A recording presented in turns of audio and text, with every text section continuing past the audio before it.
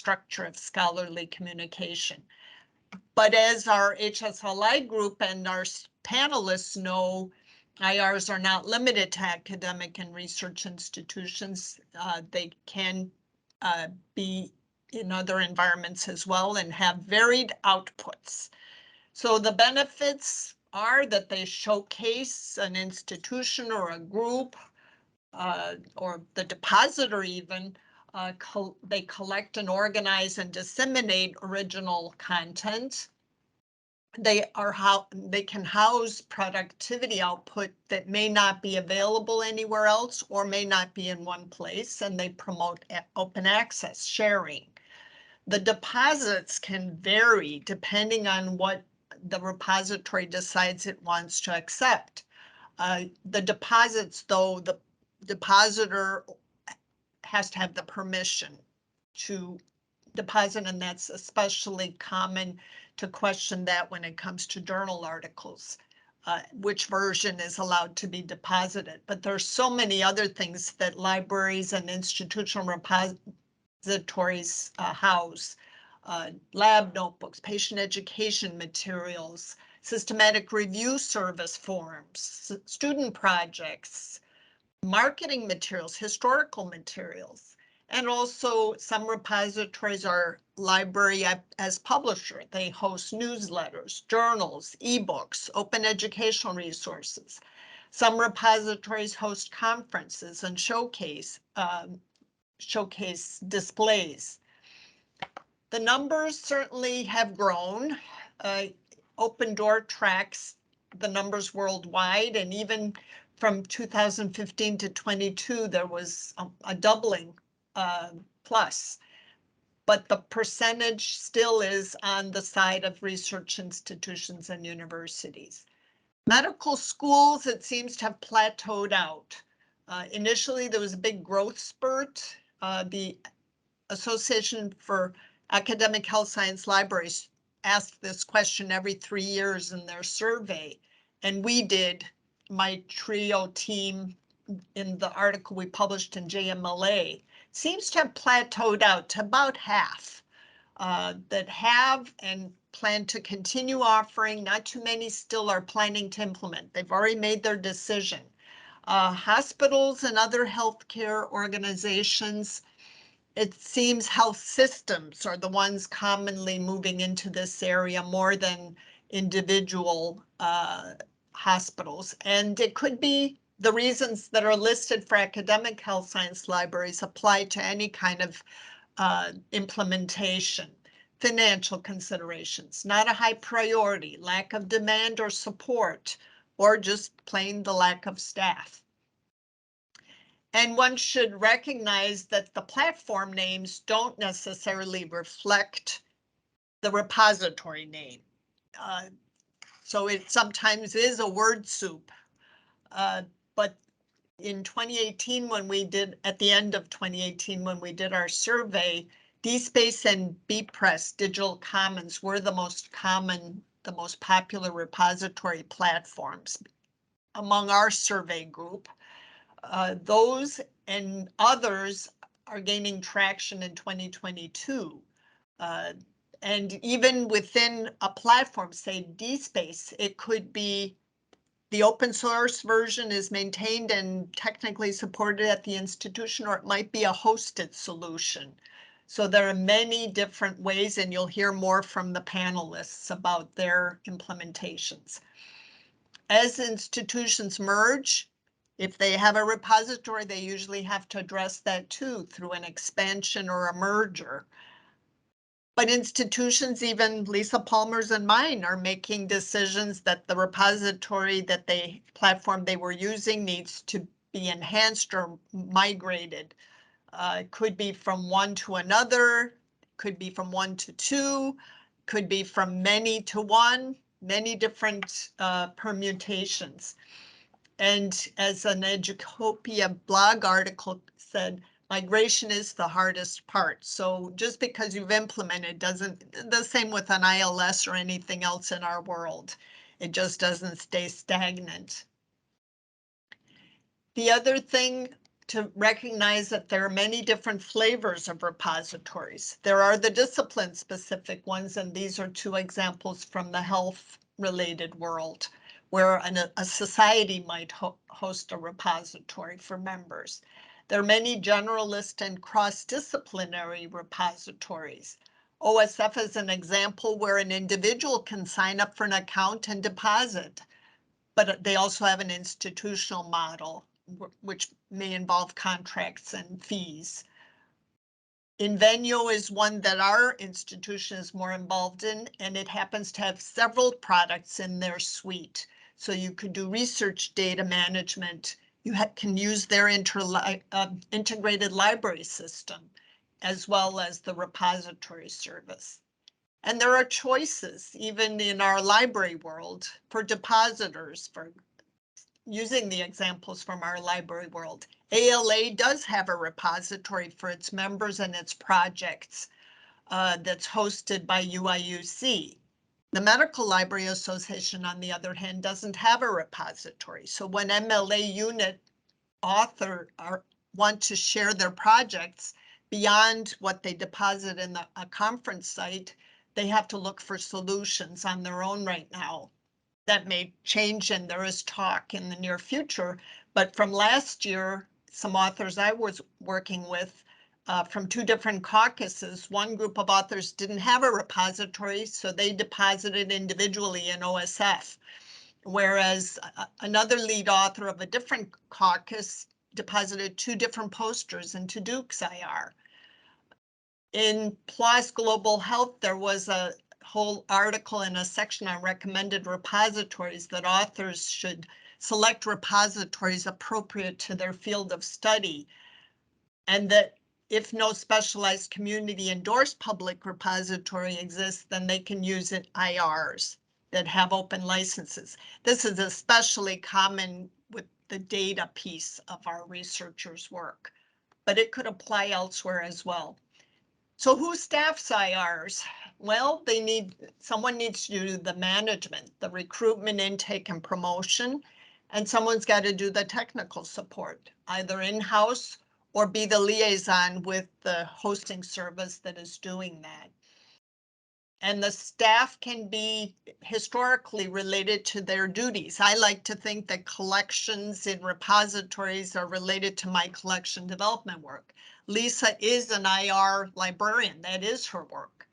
But when we did our survey of our respondents, more than half had only one person or part of a person doing IR work full time.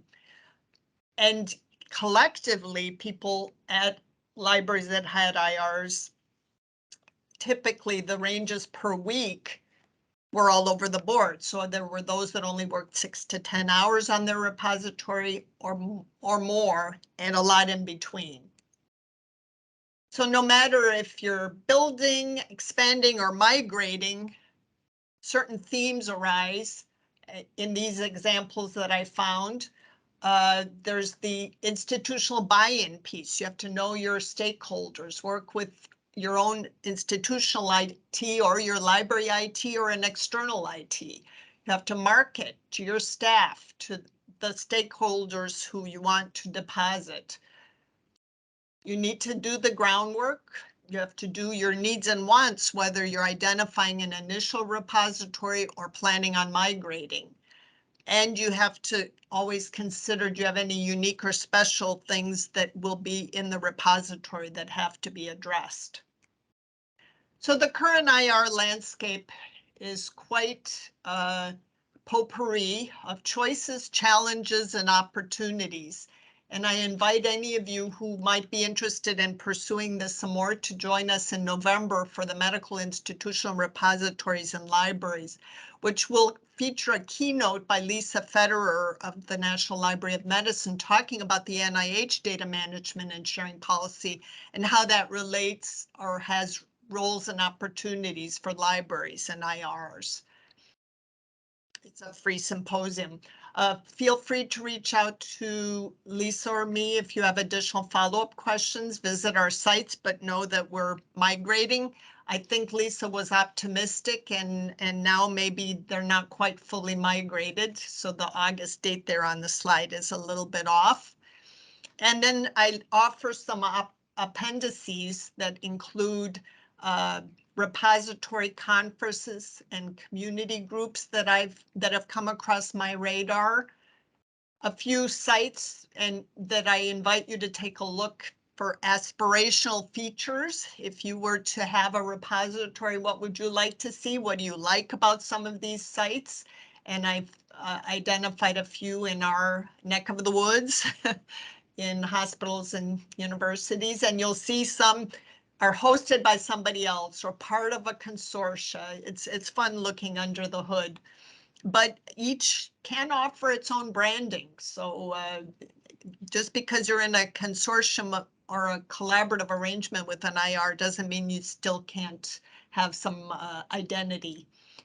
Have some directories here. Some are not as well maintained or not current, but they might still be useful.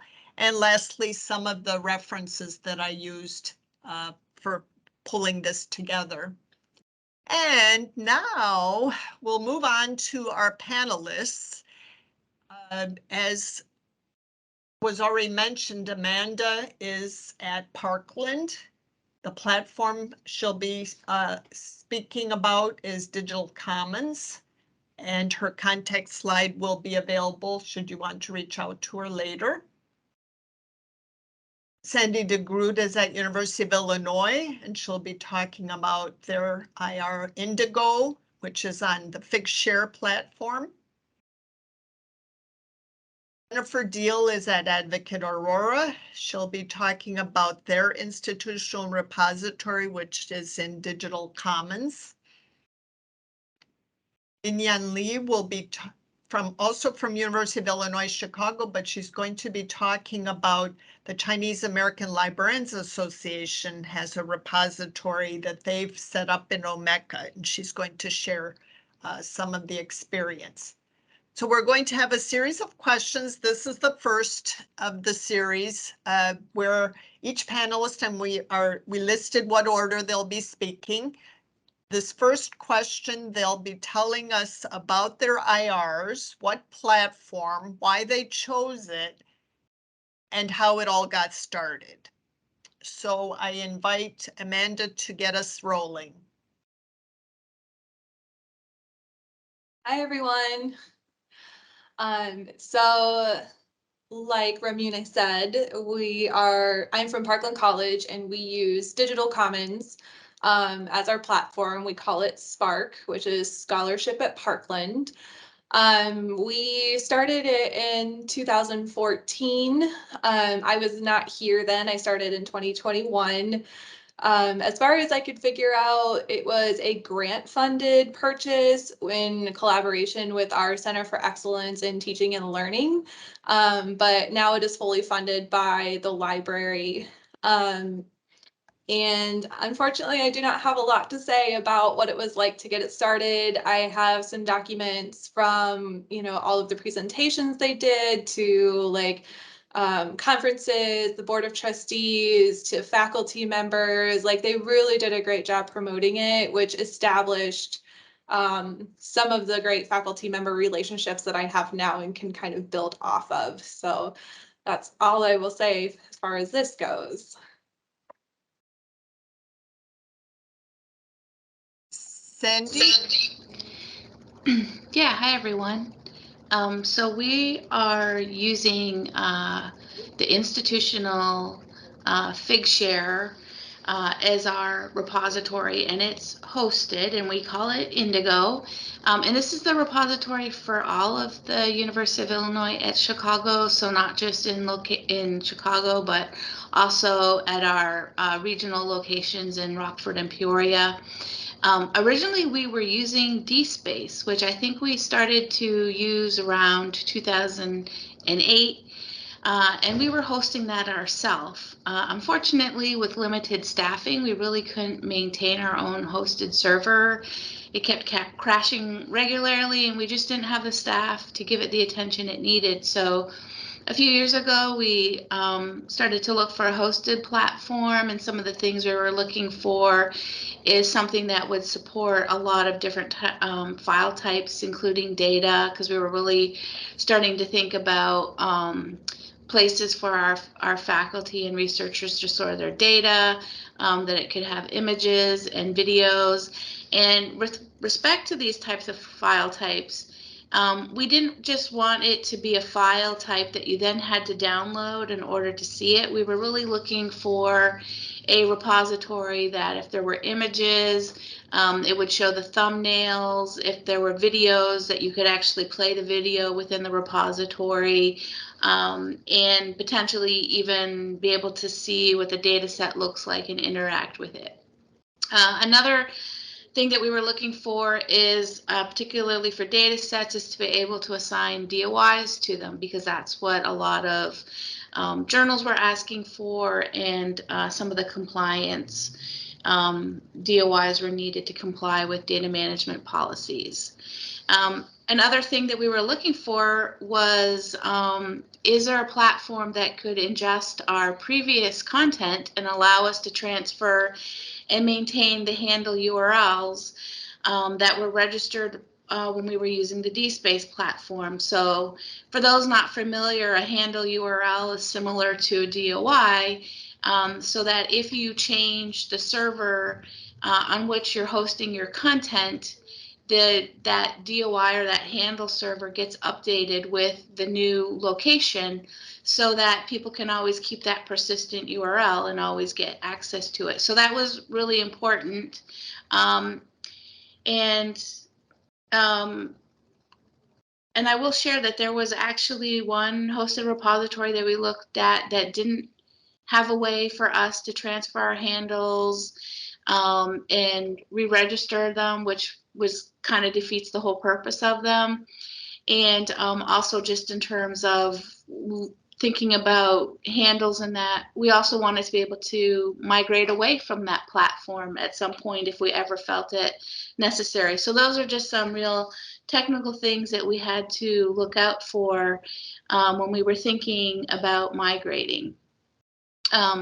In terms of Figshare, all of our new items are assigned DOIs, and our older migrated content still has the handles. Just in terms of getting started, the vendor really worked with us to walk us through what we needed to do to prepare our data for migration into Figshare. They were already set up to ingest DSpace formatted records, so that went really fine. The biggest challenge was because in DSpace we could map items to multiple collections. When we actually exported content out, items that were mapped would be exported in duplicate. So we actually had to go and remove all of the mapping first before we did the export. And that's all I have to say for this particular slide. Jennifer?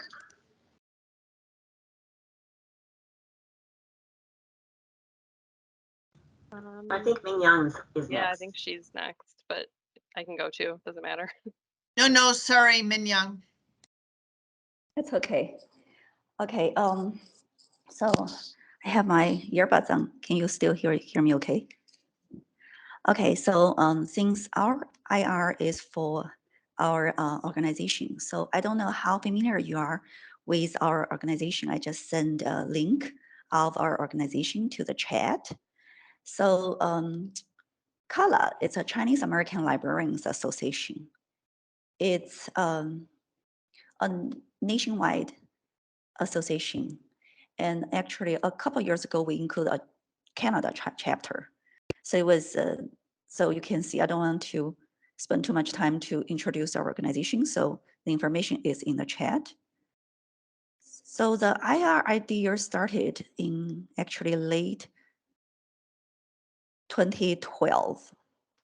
At that time, I was serving as a chapter president of the Midwest chapter. So one of the chapter members mentioned that to me. She would love to start institutional, not an institutional, a repository for our organization. So she made a very detailed proposal. We start to talk about it. At that time, I didn't really know how far it's gonna go. So we start to talk about it, start from the Midwest chapter. And eventually we made a lot of effort and get approval from the board to really start working on that as a task force. It's a national level task force under CALA. So starting 2012, we group a task force. Me and the professor who made this proposal are co-chairs of this task force. We start to first select the platform. Yeah, like the host just introduced, our platform is Omeka. It's a free and open source web publishing platform. We eventually name our IR CALA SIS. So CALA is short for organization, SIS is short for system.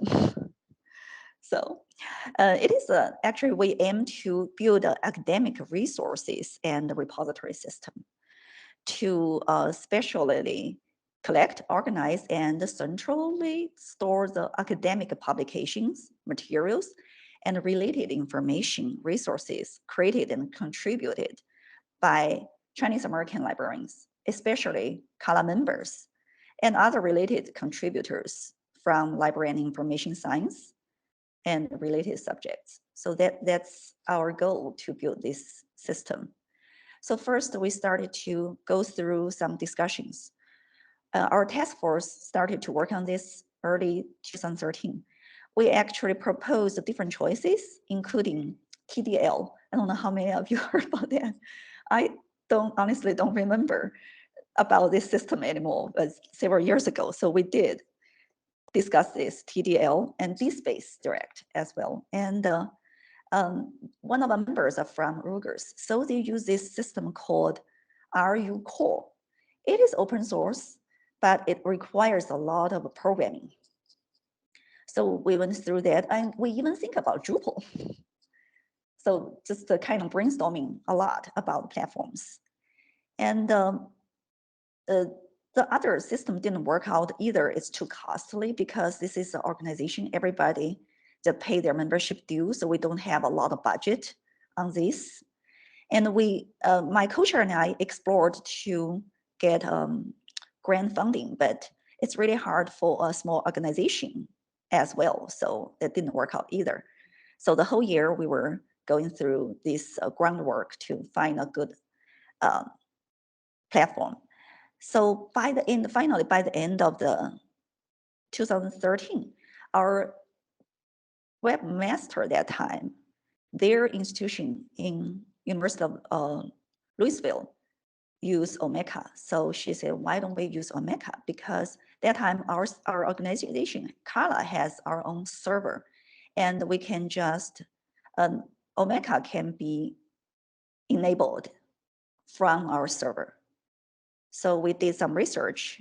All the task force members agreed due to the reasons below. First, Omeka is open source, so it's free. So it's really good for our budget situation. And it had already had a stable group of developers for a long time. When we accompany the data, so that will facilitate reuse. Although data itself might be confidential, we have decided to allow metadata only records so that researchers are able to share the existence of data without actually sharing the data itself, so that if someone's really interested in the data, they can go through the appropriate IRB process or whatever in order to work with the researcher to get access to the actual data.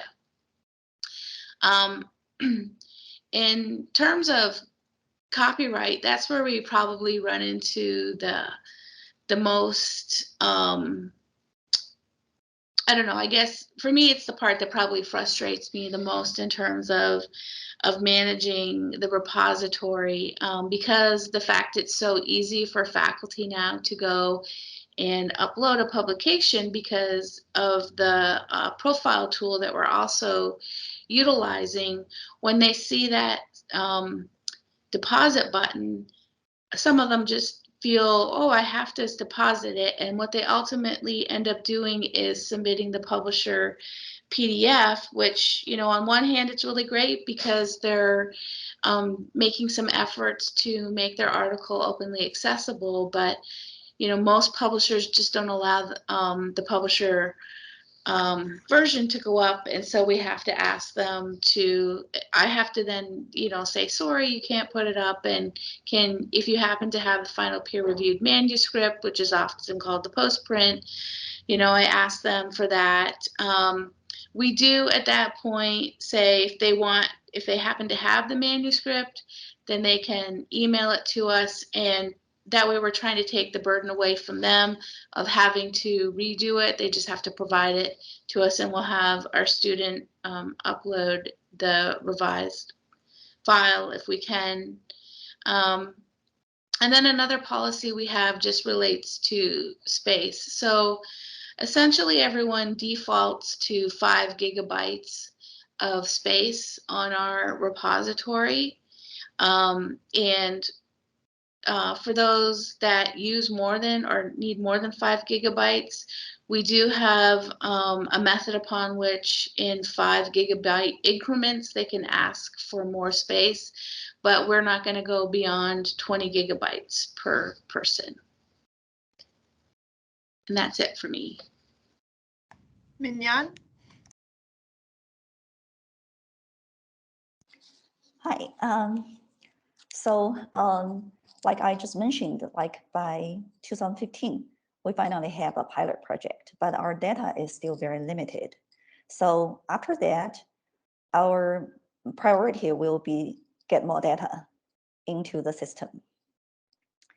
So with eventually, after our effort to promote this system, we finally get the support from the CALA board. Our task force become a standing committee.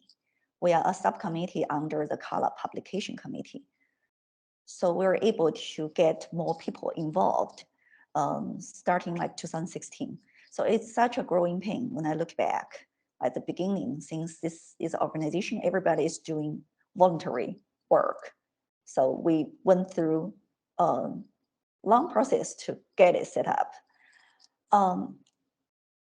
So that after the standing committee was established, we focused on collect more materials and get more data in the system. At that time, we decided to collect the material based on 3 categories.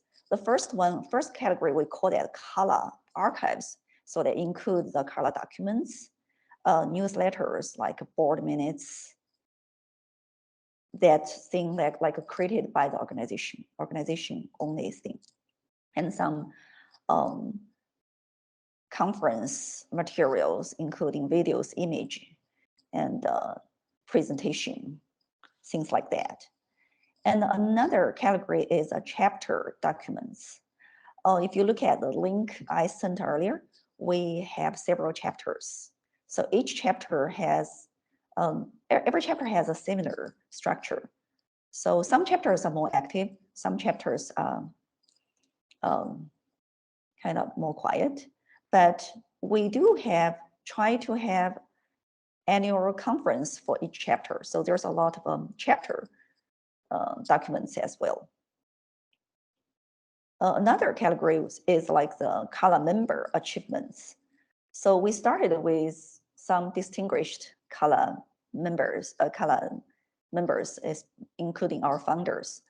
So it's we try to collect their scholarly achievement.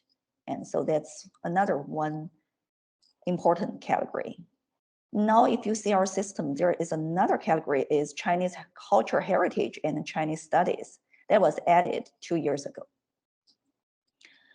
So at that time, after we decided on these 3 different categories, each committee members has assigned main task to collect the material. At that time, I was more based on my expertise. I'm a metadata librarian, so I'm responsible to continue revise and improve our metadata guideline and monitor the progress of data entry and quality control. And one member is responsible to collect the chapter documents, and another member is responsible to collect the national level CALA documents like newsletters, conference materials. At that time, my co-chair is trying to involve some students with metadata input.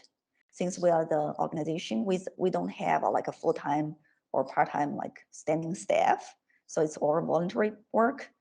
So we tried very hard to get like help with our metadata input. It's also a struggle right now. So at that time, we decided to submit this project to ALA Emerging Leader Program. Because our organization, we sponsor the 2 members to ALA Emerging Leader programs per year.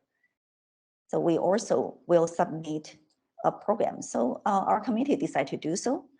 So it was a really good move because meanwhile, we keep collecting materials, call for contributions to the whole organization, and finalize metadata guidelines, clean up the existing metadata. So we also submit this project as an ALA Emerging Leader Program. In the Emerging Leader Program. At that time, data entry is still the priority. By the time of February 2017, we have 4 emerging leaders on board on our project. So that's really helped with the progress of our setup, our development. One of the emerging leaders eventually become our new webmaster. He did a lot of really great enhancement of our system interface, make it more attractive. I believe he chose this theme called Avant-Garde. Okay, yeah, it has a lot of theme. And also he is responsible to exploring plugins to accomplish better functionality of the systems. And another member is assigned to collect the chapter materials with one of our committee members. And one is collecting the document, the nationwide document, national level document with another committee member. And the 4th member is responsible for identify publications in accordance with collective lists and create records for every single items. So we have 4 emerging leaders on board to this project. We were able to make a lot of progress, especially on the metadata input part. So they helped a lot. Meanwhile, we also keep enhancing the system. Like we discover system issues, like explore if we can link one item to multiple locations, to multiple collections. And we also resolve the PDF file display issue on the phone. And it's different on the phone and on the PC. We also discussed more about the copyright issue because later we decided to only include the link if this paper, like the column member published the paper already published somewhere else. So we only provide access, but not the material. So we provide the access. So in that case, we kind of bypass the copyright issue here. But if it's a CALA's on our own documents, so we own the copyright. So that's not an issue. So that's how we deal with that as well. We also continue refine our data policy, user policy, and the author agreement to avoid us from the copyright issue troubles. So later we focused on the data input with a lot of help from emerging leaders. And our items reached to 100 or 150 at that time, still very small, but since we're our size, we have about nearly 700 items now. At that time, it's like the first time we reach 100, that's really good, because that's enough data to cover all categories for the system testing. And later we have another member join us who is a professor in the University of Hawaii. She is also teaching the LIS program in her school. So she was able to get some students, volunteers to help our data entry as well. So later we continue explore to increase our data in a better way. So we enabled the Omeka plugin, which is called CSV import. So we are able to, we successfully, sounds really, really interesting at that time. At the beginning, we do input data one by one, and until now, we are able to batch import data using the CSV import plugin. And because like, since we don't have any full-time like staffing, so it's all voluntary work. So we went through such a pain to come this far, but now the batch process will be the routine way to input metadata now. At that time, we're still trying to explore options to get more help. It's always a challenge for an organization because with the budget constraints. So for the home maintenance, basically by the standing committee members, including our webmaster, including to add metadata, maintain metadata guidelines, quality control. The webmaster is also responsible to maintain the system and host the server. We eventually being able to enable a lot more plugins, like Elsie suggests, like when you try to input a subject, and it will come up a lot of like drop-down menu to suggest related possible subject headings, but that only works when you are revising the data, since most of the import is from the batch. So that doesn't work for the batch import. Like CSV import I mentioned, and exhibit builder, search by metadata. These are all the plugins. Geolocation, which locate the geographic position. User profile, item relations, etc. So at this time, we continue our outreach to the whole organization to try to get more involvement. So the staffing basically just volunteers, committee members and volunteers, mainly LIS students.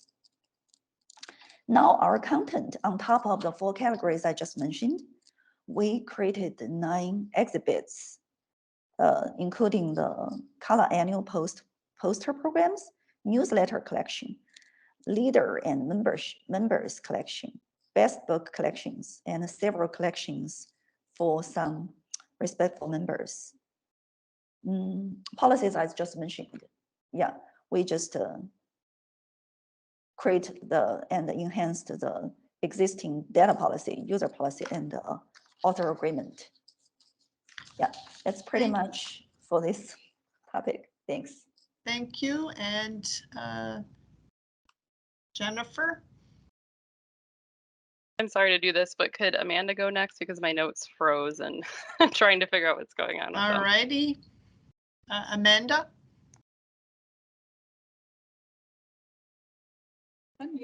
I'm happy to go next. So our Can people ongoing... still see my screen with the question on? No, we don't see your slide anymore. Okay, I'll work on that. So for our ongoing commitment, this is something I wish was a little stronger here at Parkland. When I started, I was part-time and it was kind of just oh, you need something to do, so here's this. You're interested in archives, you get the institutional repository too, which is great for me because I got to learn how to use it. But there's not really like dedication to it, and I don't have time, especially now. I just moved into a full-time position, and it kind of came with me, which I, on top of everything else, it have even less time to dedicate to it, which is unfortunate. So for me, I have a select few faculty that contribute regularly and they're wonderful. I will check the newsletter that gets sent out, the newspaper that our students do. I'll look for any kind of project or scholarly thing that might be good for Spark. And then if people ask me, like if I'm talking to them about archival collections, I will also solicit them for items to add to Spark. It's really a great platform. I think Jennifer mentioned a lot of it. We can add almost any type of file. One of my favorite collections I did last year was the radio dramas, our communications program. The students produce and perform radio dramas, and they've been wanting to put it on Spark. But was copyright questions, but I make sure to emphasize that everything that we put up on our institutional repository is purely for educational purposes only. So that way, like the communications class for like broadcasting and production and all that can come back and look and see what has been done in the past and kind of get inspiration from that, and they can use it as a teaching tool. So I make sure that it is known that that is what this is here for. We're not trying to sell it or anything like that. We also do have them sign agreements, especially when it is a student produced paper or image or anything like that, that the students or the faculty members keep their copyright. We do not own it. So if somebody wants to use it, they have to find that person and ask them for permission. So I kind of like that because it takes the burden off of me a little bit, but there's also not like cons to that as well. So yeah, but I would love to in the future try to put a little more effort into making more out of Spark, because there's a lot of great things that we could do with it, from hosting events to putting up podcasts and, showing off faculty research, which we kind of get half and half with that. We get a lot of people that say, oh yeah, that sounds great. That's wonderful. I love that. And then they don't follow through. So I would love to really start tackling that a little bit more. As far as maintenance, because it is Digital Commons, they do a lot of the maintenance for me, which I love and hate. I can send off an email and say, hey, I need this done, or hey, this looks weird, or can we switch that? And they're like, yeah, sure. And they're usually really great about getting back to me in a reasonable amount of time. Like it's almost always same day. Everybody's been wonderful to work with, and yeah, I don't have to worry about the back end a lot, which is great. Unlike open source stuff where you have to worry about that a lot more. And our IT department does not like open source stuff. They really kind of reject it. So that's been great for us. We'll happily pay it a little bit more to have somebody else do that for us. But I would like to have a little bit more flexibility in adding communities and series and child communities and all of that. And I think they have plans to roll out an update that allows the users or the managers to do that. But right now, if I want something added, I have to email them and say, hey, can you do this? There's not a whole lot of arrangement I can do myself, which kind of bothers me personally because I like to do that, but somebody else might find it really great and easier for them because they're not quite as techy or comfortable with doing things like that. So yeah, staffing, I mentioned, it's just me. I'm hoping to pull on one of the new part-timers to kind of help me advocate a little bit more. But they just started this week, so we're kind of seeing what their interests are and where to go from there. Content, like I said, one of my favorite collections is the radio dramas that we did. But we have everything from like graphic design students, photography, even the art gallery put-ups and stuff. We have research that our administrators have done, which I really would love to put up our president's addresses. Is one of my projects. Yeah, we have PowerPoints and posters. We have, as far as like health sciences, especially over the pandemic, the faculty members created tutorials and educational videos. So we have those up there, which are really great to have. That way students can just go on and watch, okay, how did my faculty member do this procedure or this checkup? And they have that there. Policies, they're not we're not great about putting policies down in paper. So my policy really is it Parkland related? Does it have educational use? And they have to sign the agreement saying that they are okay with us putting up their work on Spark. But yeah, it's something that is on my list to work on as far as like what actual policies that should be written down. And I'm trying to think if there's anything else.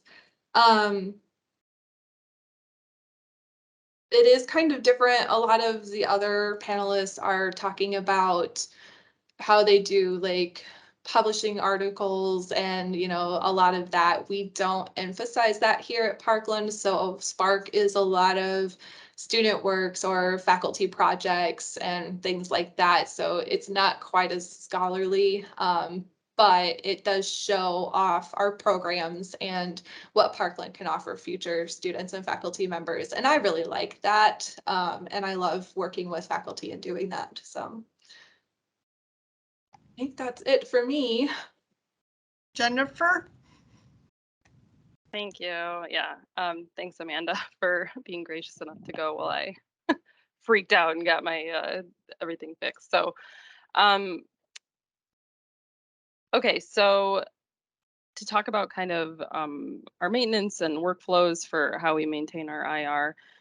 Initially, when we started back in 2014, the staff involved was a full-time librarian and 2 full-time assistants, but the time commitment for those positions was probably about 20% of the IR manager's time was spent on IR work, and then maybe 10% for each of those assistants. So I do think, you know, the scope of it at the beginning would make it pretty manageable for a staff of just 1 or 2 to take on. But my caveat to that is that our IR has grown significantly over the years, and especially because of our merger in 2018. So now we ingest more than 3 times as many scholarly works as we used to. And currently, as the IR manager, I spend about 80% of my time on repository work, and we have an assistant that spends several hours each week doing some support tasks, and then there's some other librarians that help with data entry, kind of on an as needed basis, but that's not a huge time commitment for them. So we're looking to shift this balance in the future so we can have some more time to maybe tackle new projects or features that we haven't had the bandwidth to really look into yet. And we have found, like with most things, the IR and its reach and engagement across different departments is directly correlated with the effort we're able to put in. So we obviously want to do that, but sometimes it's difficult. So as the IR manager, I'm responsible for the daily maintenance of the IR. I, gather and organize all the relevant citations, use that PubMed harvesting tool I mentioned earlier to pull them in with all the appropriate metadata, assign out anything that isn't available to be pulled in via that harvesting tool to other library staff, approve author submissions to the repository because we're completely library mediated, and then working with graduate medical education programs, which is one of our big stakeholder groups, and other departments to create and populate their individual and group selected works profiles. I work with stakeholder groups to create reports with their download counts and Plumex data. And that's for a variety of groups, such as those GME programs I mentioned, the Research Institute, and nursing research. And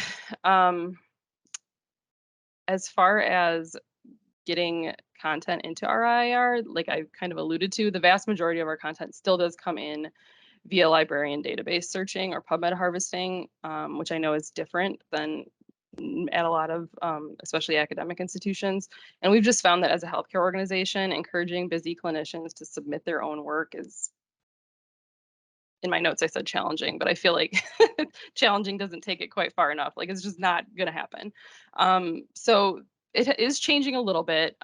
This year, Aurora GME has submitted some more unpublished content like posters and presentations, because they do have a mandate from their leadership to use our IR as kind of their one source of scholarly activity that they use for CGME accreditation and running their quarterly and annual reports. So we have been getting more content directly submitted that way. We're starting to get more integrated into research conferences, such as the Advocate Aurora Health Scientific Day, which is mainly GME authors or presenters. Also, our nursing research conference that's internal is another one that we've been working with. So that content goes right in either before or right after the event. And we've started working with the organizers for those events to have an opt-out during the submission and acceptance process. So basically their content goes in, and that's really, unless they ask for it not to, and that's really streamlined things because we can communicate directly with those event organizers and batch upload that content rather than coordinating with all the different authors and presenters.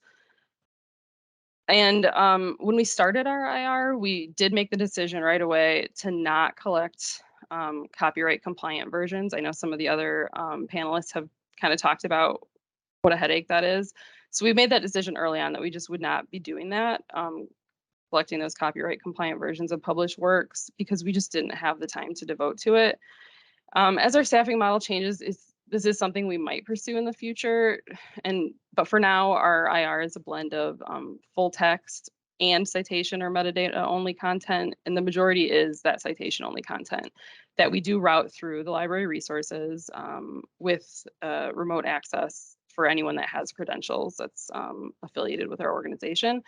So that really works fine for our primary goal, which is to showcase the scholarly activity and publications that are coming out of the organization or those GME programs, but it does limit our impact metrics because our download counts are heavily skewed to really only showing a small segment of our entries, which is mainly, posters that have been uploaded or articles from the Journal of Patient-Centered Research and Review, which is the journal I mentioned earlier that is hosted on our Digital Commons platform. So that's kind of a limitation. And we also continue to limit content from, when an individual was actually at our organization. So, if they did the research that was then published later after they left, but they did the research here, or they actually published it while they were affiliated with Advocate Aurora, that's the content we add. We don't add things that don't fit that scope, but since we do have that selected works add-on, they are welcome to add that type of content themselves to their own selected works profile. It just doesn't go into the institutional repository. Let's see if there's anything else I wanted to mention. So some maintenance tasks that we have on an ongoing basis. I have had to do multiple batch revisions across the IR, and there is a tool for that in Digital Commons. I wouldn't say it's painless, but it does streamline it a bit. So we've had to do it for things like when we changed our link resolver vendor, all those URLs had to be changed because, again, we're routing through the library's resources. And then also we recently, earlier this year, switched from Easy Proxy to liblinks as our remote access vendor. So again, I had to change all the links to reflect that so that our users could still get access remotely. And we've also had, because of the merger, we've had to do some batch changes to, you know, updating email addresses because those all changed. Also, it's institutional affiliations just for the authors changed. So bPress support was able to help with that process. So that was good. Another thing we need to kind of maintain on a regular basis is we add citations as we find out about them. So anything that's EPUB, it was published ahead of print, goes in, but then later we need to go back and update those final citation details when they're available. So staying on top of that is kind of clunky. And then another thing we need to do is regularly update all of our, we have over 200 selected works profiles, and those, they're populated with works that are in the IR. So when new works are added to the IR, they need to be pulled in. And there's a lot of overlap because, you know, a lot of them collaborate together. So there might be, for one work in the IR, there might be 6 or more profiles that needs to go into. And the process isn't automatic, even though our end users expect it to be. So staying on top of that can be a little messy too. We have changed some of our policies and workflows over the years as we've shifted our focus and priorities. So for the first several years, our IR was 100% input by library staff. And we did do a trial to allow some of the graduate medical education program coordinators to upload works as administrators. So we gave them administrative privileges just for like their programs so they could upload there. But it really was too complicated and the uptake was very low. It just wasn't worth that. So due to this, we did start allowing author submissions in 2021. So we worked with the vendor to get, you know, submission forms up and going. And we are getting a small amount of content added this way, although it is still library mediated. So, you know, we do check it to make sure people aren't, like someone mentioned earlier, posting those publisher versions of the full text of their articles and trying to upload that and just making sure all the details and everything look good before we upload it. And I think that's everything. I know research data has been mentioned, and that's not something that we've pursued yet. We're looking at options for the future, just so we're prepared. Digital Commons does have, you know, kind of a new module for that, but we haven't been asked yet, but we're just kind of trying to learn more because, you know, it might come up in the future through our research institute or some of our other stakeholders. So I think that's all I had for this part.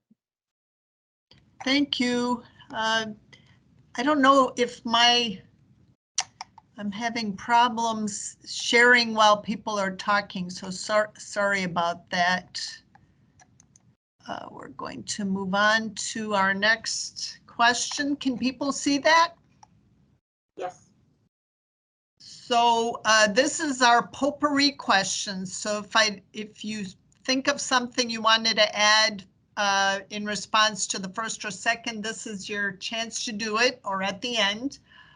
We're going to have you talk about any challenges, successes, plans that you haven't mentioned so far. Any advice for those considering going this route or this platform that your organization has implemented? Any stories or last thoughts? And as a publisher once told me, you've seen one library, you've seen one library. I think the same goes for repositories. So in this round, Min Yan will start with her comments. Okay, thank you. So challenges, like I mentioned, the one mentioned is always we lack of help for data entry because everybody has full-time job. So we do this on our voluntary base. So it's always challenging. Although we get help occasionally from LA students or some other volunteers. So it's always need. And also the metadata quality control, because when the students learn to input the metadata, and although we have the guideline shared with them, and it could not be interpreted differently. So it always need to be watched over and cleaned up. It's a constant going on commitment. Another one I haven't mentioned yet is this, for all kinds of reasons, and or the including the Omeka's strong points, and because it fit our budget situation. It is good for a lot of reasons, but actually Omeka is not the best system for IR, but it's a really good system for exhibit. But to avoid that shortcoming, we actually don't deposit a lot of material in it. For a lot of scholarship like achievement, we basically centralized and provide the access point, and I'll help people to grow here and knows about their achievement. And another reason is to do this is to avoid copyright issue. But for the storage space issue, and this works out very well. I did check with our webmaster about the space issue. She says so far we don't have to worry about it because we are cloud-based, and this system is kind of connect to it's hosted by our own server, organization Kala server. So far we don't have any space issue. So this is the major challenge we have. So I don't know if we really reach for some size later. Our size is still relatively small. Will Omeka have its limit? And will eventually migrate to another system? It's possible. But so meanwhile, if that ever happens, it's very important, very vital to keep the consistency of the metadata. And it will be really helpful when it comes to migration. If any of you did the migration, system migration, and you know what I mean. Okay, so success from we start from zero. Now we have a well-established system. I consider it's a success. I've been co-chairing this committee for 6 or 7 years until I stepped down 2 years ago and kept on this committee as a member. We have been having over 600 items, 9 exhibits, 4 categories. So it's a well-established system, and it's more and more accepted by our organization. Now we are not a task force anymore. We are like an on-book standing committee. So that is a really good progress. And when the Dr. who proposed this idea mentioned it to me by the end of 2012, we came a long way. So I'm very happy to see this system established and come this far. Our future plan is to deal with our short of staff, and we don't have enough help to increase the metadata, the items. We actually designed a training material to open this to the whole organization. We have a 20-page training material designed in 2021 and have a very clear template of metadata entry. So we want to encourage our organization members to enter or contribute to this system. So that's the future plan. So that will, if that works out well, it will help with our short of data entry people. And of course, that we'll have to have a plan to watch over the metadata quality and keep consistency and the quality control. So that is the direction we are heading right now. I do have some advice for somebody who want to consider this system. Because now since eventually all the IR system might head to the self-contributing function. So you will need a general guidelines. Records review and communication among contributors are important for metadata consistency. Second, test the interface, plugin, and other functionality with care in the test server first, not the actual production server. At that time, we copied 2 systems. So we learned it in the hard way. I see that. Okay, and the last, but not the least, it's better to think about statistics and the impact at the beginning stage, the planning stage of the IR's creations. That makes it much easier. There's a lot of great stories. Looking back this journey, it's been 10 years. But the best one is like, at first, when we start this idea, the board or the other members in the organization don't think it's that necessary. Like, okay, we have our own institutional repository. Every institution has their own. And that time, ALA is establishing an institutional repository. I didn't follow how that works. So why do we need this for our organization? So we successfully made it happen, and a lot of effort were made. And we are struggling with staff, with this data entry and all this, everybody's time. Everybody's contributing their voluntary time. So it's a lot of challenges. Until we made a presentation in 2018 that talking about our system. It's with our emerging leaders in 2018 ALA. That was in New Orleans. Not New Orleans, I don't remember where it is. It's 2018. So it was in the ALA poster session. And after that, we did a lot of presentation, national level, regional level on our IR. That time, our board suddenly think this, see the value in our system. And the president talked to me, said, we need to really put more effort on this system. So on the bus, we are going to the conference that day. So that was what I remembered. It was a great story. And like, we finally got acknowledgement. And I think that year we got a president distinguished award for our group from our organization. Also that I'm happy with this system. We provide some opportunities for the student to practice, like some ILS students.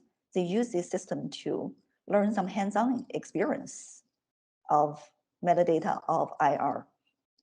So to support student success.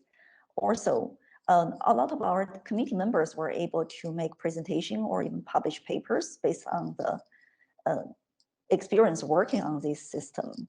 So I'm happy to see that we're able to also support the faculty librarians research and scholarship as well. Okay, so for some last thoughts.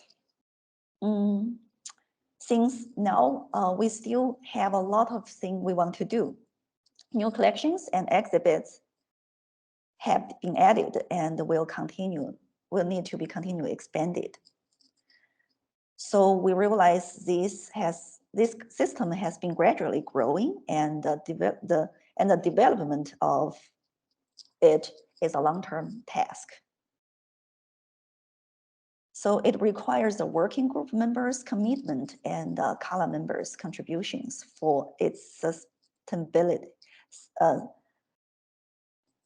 the maintenance and growth.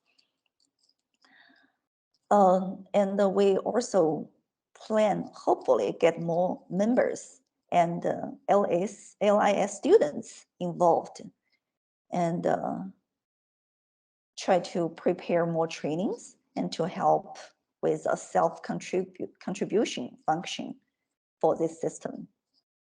So that's some thoughts at this point.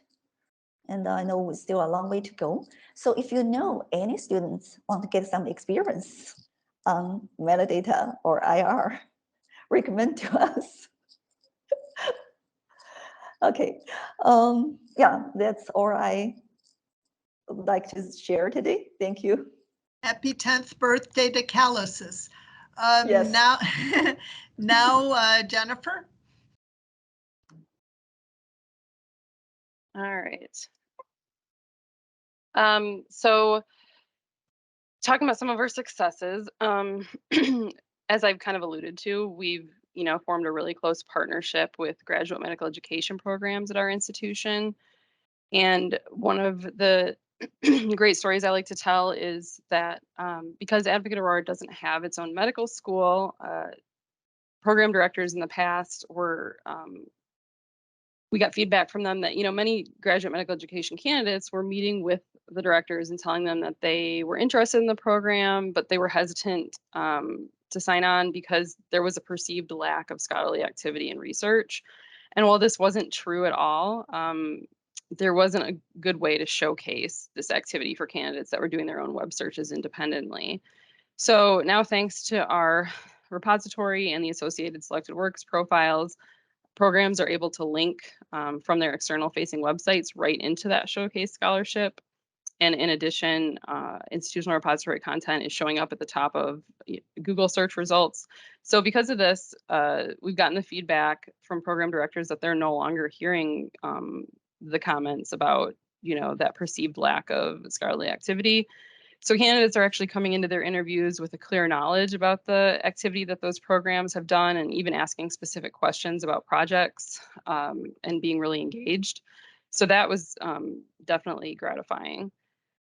But this could also end up being a significant challenge for us because our GME stakeholders are really big proponents of that selected works add-on, because it visually showcases the work coming out of their programs in a way that Digital Commons alone really doesn't. And so unfortunately, it's been our experience more recently that it doesn't seem like BPress is investing the same resources into updating that product as Digital Commons. So we do have concerns about the continued viability of it in the future, or if there'll even be a possible push towards more expensive Elsevier products to basically do the same thing that we're using selected works for now. So that's something that we're kind of keeping an eye on.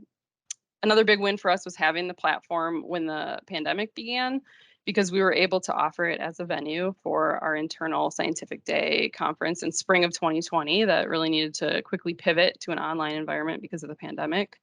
And this model has continued for the last few years. So it's really further embedded us into academic affairs at our institution, which has been good. Challenges that we've experienced is really justifying the worth of the IR when we experienced our first merger in 2018 was significant, especially since the other legacy institution didn't have one and the licensing cost increased substantially. So, that was a challenge, as well as expanding, so we got through that. We were able to continue with the product, but then we had to expand to include, more than twice as much content annually, and eventually 3 times as many GME programs will need to be represented. So that's just been challenging because our staffing for the IR really hasn't changed. And our organization has also made it clear that future mergers are, in their plans. So this is a process that we're probably going to continue having to, go through. So I guess it's good that we already have some experience with it. But and then also another challenge is, just like other healthcare institutions right now, we're experiencing, budget cuts, and we're looking to the future to kind of figure out how we can continue to provide this resource and service to our users who have really come to rely on it, but also survive those cuts and any staffing changes that might be down the road. My advice would be, my biggest would just be to talk to IR managers that use the vendor you're considering, if at all possible. So in my experience, vendors should be willing to share that contact information for willing participants to operate in a similar system or setting to your own. So I fielded questions from other healthcare system librarians that were considering Digital Commons for years. And just this year, I've started functioning as a formal mentor for new clients that are, healthcare systems. So that's been helpful. If that's not possible, sign up for listservs and just kind of try to find people that you can talk to. And in talking to them, get very clear about what the ingestion process is. Are there tools to make it faster? Does everything need to be added manually? Ask them about time commitments. Ask them who their primary stakeholders are, because you might be surprised. We were kind of surprised by, who we ended up working with and who didn't seem as engaged. And be clear on what your goals are for starting the IR. So when you talk with those potential stakeholders early on, get a clear understanding what their expectations are. So what kind of metrics are they looking for? Do they just want a publication list? Or do they want, things like download counts and citation counts or other alt metrics? Do you think there would be interest in starting a journal, because only some platforms offer that option? And how much help are you going to get from the vendor, and how much help do you need? So you really need to be realistic about the skills and the human resources that are available on your staff, and as well as your budget, and kind of let that guide you in the selection process. And the last thing I'll say is I've noticed, and I think Ramune did a good job at the beginning when she was kind of giving an idea of the landscape, but things have significantly changed since 2014 when we started. Excuse me. And there's a much greater diversity in the vendor pool. So third-party intermediaries are becoming more popular, so that institutions that previously didn't have the resources to go with a low cost but high time investment option like an open source DSpace are now able to use those intermediaries to kind of bridge the gap. And so I think this does make it an exciting time to be considering your options. And I'm looking forward to learning more about institutions that are migrating because of those reasons, and just there's just a lot more options now. So that's all I have to say for this part. Thank you. Amanda?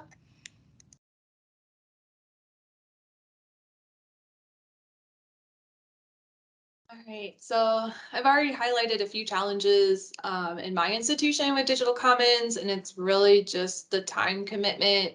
They really started out, it seemed like, gung-ho and really excited and trying to get everybody else excited. They had the people to commit to talking about this. They partnered with the Center for Excellence in Teaching and Learning, which, their whole thing is like working with faculty and offering resources for them for their publications and research and stuff. So I think that really helped in the beginning. But it's been the responsibility for the repository has been tossed around so much, and it just kind of landing in whoever's lap that, and the part-time position is a high turnover position because it's meant for new grads to get experience so they can go on and get a full-time position.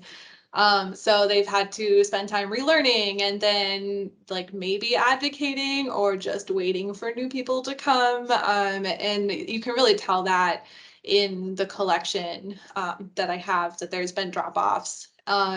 So what I would really love to just ramp up things again and start talking to faculty again. But again, I have a lot of other responsibilities, so it's going to make it a little difficult. I think I am in the phase where I have more challenges than successes right now. I have had successes reaching out to faculty and who have been wanting to put their student works or their works in a place that people can see it. So I can easily market to them, and I've been able to add new stuff that way. I just got a grant to digitize our student newspaper, which is no longer printing their paper, and all of that will go up on Spark. So I'm hoping we could brag a little bit about that and show people or make people aware again of, that Spark exists and we're here to put things out there and show the world what Parkland can do. It's kind of something that administration really wants to show off, like all of the things that we can offer students. So I'm hoping that I can, hit that chord a little bit more and get this going again. I am working with our grants department to acquire a lot of the old grants for the archives, and I hope I can start a project someday to digitize those and put those up. We've talked about sabbaticals. I have a lot of plans to add collections to it. I just need to find the time for the extra help to do so. Some advice, one of the things I've had issues with is the organization of our collection. Digital Commons does not like to delete anything. Our organization is done by department, which for a lot of you may not need to worry about, but for us, things have changed so much since this has started, and some departments don't exist anymore, or they've changed names, or programs have switched departments, and it's really difficult to keep track of. So when you do this, really, really, really think about what your structure should be and what it should look like, and think about in the future, if things change, will this still make sense? So that's been a struggle that I've been dealing with, trying to get this up and going again.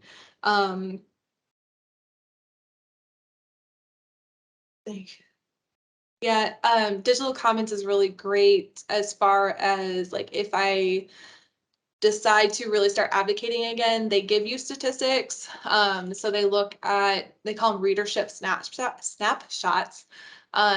where they tell you like, what are your most used things or like items, or what are your most used collections, how many you've added in the year. So that's a really great advocating tool that they just send you. But also you can like reach out to them and ask them questions too, which is awesome.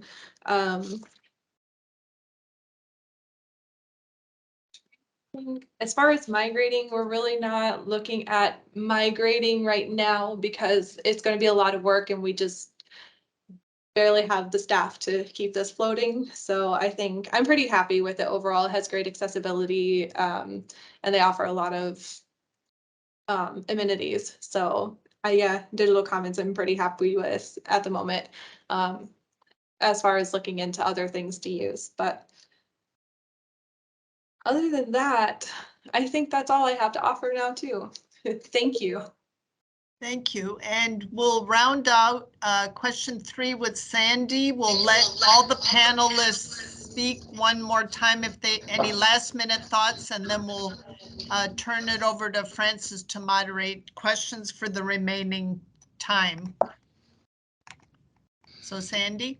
All right. Well, just in terms of advice, I already talked about this before, but I do think it's really important to be, particularly if you're migrating, to know that you can, that there's a way to migrate into the tool. But I also think it's always important to look at that the tool you're going to go with is going to support you if you decide that you're going to walk out. Because it's really important that you don't lose content or features if you're going to do that. And, there, as we've already heard, tools that, the support that's provided and interest that's provided in tools can waver over time. And, other tools can come along that really mature, that you might eventually say, well, actually that tool looks better than what we have. And so it's really important to know that you're with a vendor that is going to facilitate that and have, things in place always so that if you need to leave, you can leave. And also I would just say really consider the purpose of the repository while you're going to use it, and look then for the features that are in the system and the features that you need to really support your purpose.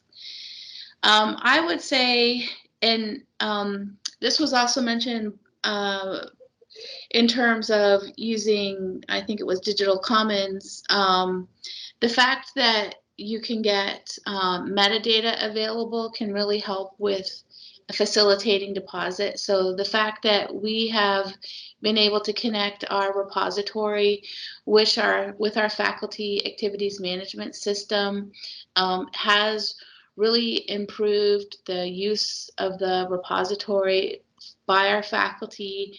So I think, whenever you can get a system, depending on what purpose you have, that really can help with the metadata part, that really takes out the work of the users in entering information, that's something to look at to really help with making sure that people actually want to use the system.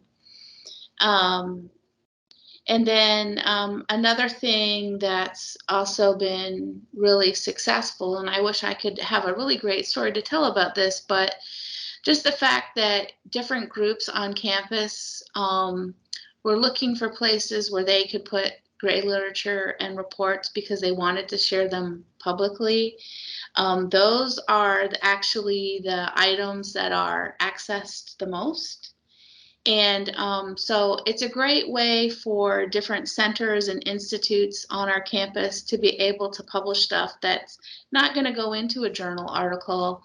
And with the system we have, they can track the downloads, track if there's citations, track if it's been tweeted, so and things like that. So they have the ability to actually get a sense of the impact of what they're putting up there.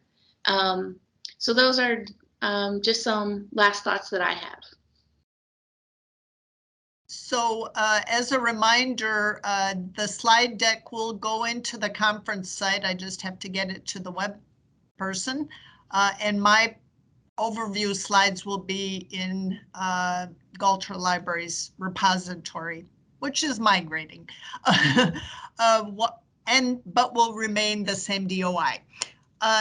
One last round of the panelists. Do you have anything that you forgot to say that you still want to say? I could quick just add something. I realized I forgot to mention that at Advocate Aurora, we do use our repository for some historical content. So we do have some digitized, old photographs and materials. That's definitely not a huge priority for us, but versus the scholarly activity, but it has been nice to have that platform. And we've actually used it working with some of departments that are looking for some of that institutional history, because we really don't have, a central like corporate archives or anything like that. So we're kind of the de facto one, and it's been nice to use for that. And people always like to look at old photos, so. Very popular. Anyone else? All righty, then if you do, you can, but hopefully we'll get a few questions. Francis, I turn it over to you then. Thank you for the invitation to the panelists and me for delving into this topic. Thank you to all of you. You've given me a lot of things to think about and consider before we would move on with a decision on this. Angela put a question in the chat early on about space and storage. Angela, would you like to elaborate on that, or did you feel like you got things answered?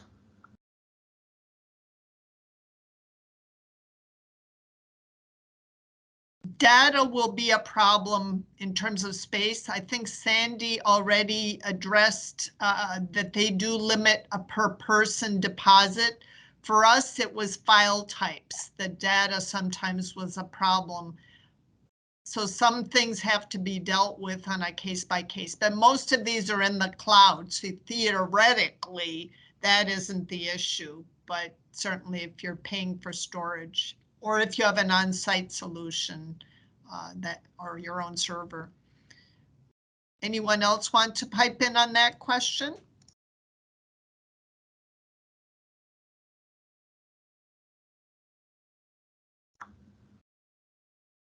I can talk a little bit about digital commons. I think Jennifer covered it a little bit earlier, but it is cloud-based and unlimited storage seemingly. So I searched and searched for, what the limit was, because my institution wouldn't mind using digital commons as our repository for archival stuff too, for digital archival stuff.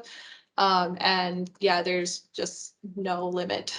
So that's really great. It is pricey, but yeah, if you got a lot of stuff, it is kind of something, it takes your worries away there a little bit, so. Thanks, Amanda. If nobody else has anything, I have a question for Jennifer. You mentioned the journal publishing platform. So is that part of the, I guess I'll call it base product with Digital Commons, or is that an add-on, the way that the selected works is an add-on? Sure, that's a good question. So I think you can have up to maybe 6 journals as part of the base, from what I understand. Right now, we actually have a second journal that just started up, but so we're nowhere near what that limit would be, if that limit is still there. I think that there is an addition, so there's no additional cost for that. I think they have a publishing services add-on that I can't really speak to. But I think there's a fee for that. And I think it, because the library doesn't administer the journal, or we don't, we're not the editors for the journal. So, but I think that it just kind of makes things a little bit easier with the peer review process, and kind of streamlines things a little bit. So they did choose, I think, after a couple of years, to add that on for JPCRR, but Yeah, okay, our director Karen is saying, so yes, we did start getting them to pay for that, but yeah, so. Okay, thank you. Mignon, did you see the question about CALA and its decision not to use ALA's DSpace repository? Or did you consider that at any point? Hi. Yes, we had a heated discussion at that time. I think the reason we decided to build our own is like, first, we have more control over what we want to include. And we also have a lot of like CALA internal documents, like we have the board minutes. We have some, like we are asked by the president one time to deposit some agreement, some more like private, like password protected. What is that? It's more like a contract with some vendors. So in that case, that we have it in our own system, and I don't know how that's going to work for ALA for those documents. Some organizational memories. So for them, some of these documents we don't want to share with the large pool. It's something we like to find somewhere to keep those documents. So we found have our own IR is a good idea. Does this help? Yeah, that makes sense. I mean, I can see why there would be reasons. Evelyn asks, and boy, this is not something I considered at all because we're not a public library organization here, Evelyn. Is there a place for repositories in large public libraries? I can see community public libraries that have ties to their historical societies in the communities, that there might be a partnership. But most local authors or, public libraries might want to participate in a consortium. Carly didn't make the announcement, but they were going to do a shared IR pilot. So I think in some states there might be a consortium of public libraries, but they have to own the material for it. So maybe newsletters or local newspapers or something like that. So that's my take on where public libraries, it depends. Historical societies, right? Yeah, so community, like Evanston Public and Evanston Historical kind of partnership or something like that. Yeah. And by the way, that the interesting is that at that time, the member in CALA who want to propose ALA repository instead of our own IR, now she is one of the co-chairs of classes right now.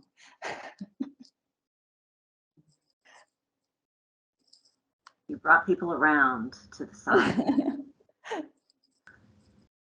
Okay, any other questions? If we don't, then I'll talk another minute and throw something in the chat if you haven't, but otherwise I just want to again thank our panelists, thank Ramune. You gave us a wealth of information to consider. There's even more to this than I realized in hearing about all the transitions and migrations.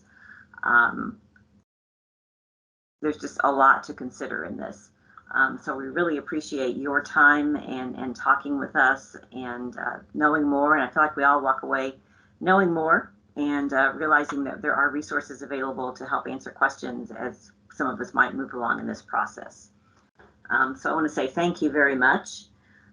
We're scheduled for a break now, and then at 3:45 we're going to have kind of fun time, a little bit more casual time. We're going to hear from some of our vendors who have been sponsors and who were exhibiting at the organization. Normally this is kind of cocktail hour if we were meeting in person, so if you're home and want to pour yourself a glass of something, go for it. If you're at work, I don't recommend that.